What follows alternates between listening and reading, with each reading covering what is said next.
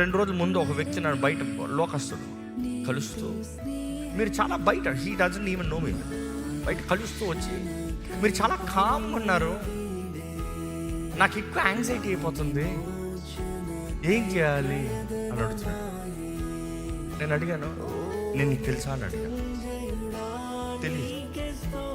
నేను ఎక్కడన్నా వాక్యం విన్నాడేమో, నేను సావుకు నేను తెలుసుకున్నాడేమో. లేదు అడిగాడు, తెలుసా?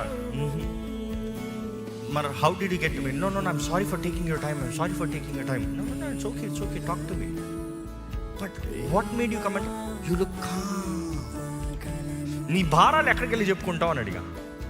భార్యతో చెప్పుకుంటావా? She will not listen, she's got our own problems. స్నేహితులు ఉన్నారా? Nobody to trust. మరి ఎవరితో చెప్పుకుంటావు? I went all to God, try and see. దేవుడి దగ్గరికి వెళ్ళి మాట్లాడుకో, దేవుని దగ్గరికి వెళ్ళి చెప్పుకో, దేవుడు ఉన్నాడని నమ్ము, దేవుడి దగ్గర నీ హృదయాన్ని తెరువు, దేవుడితో నువ్వు నోరు విప్పి మాట్లాడి చూడు.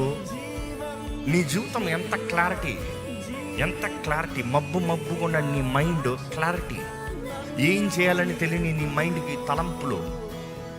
దేవుడు ప్రార్థన వింటాడా? వెండా? ఇప్పుడు ఆ వ్యక్తి ప్రార్థన చేస్తే దేవుడు ప్రార్థన వింటాడా? ఆ వ్యక్తికి ఎవరు దేవుడు అని తెలియదు ఇంకా.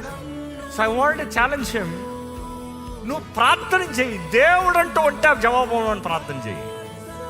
దేవుడు, నాకు నమ్మకం ఏంటి తెలుసా?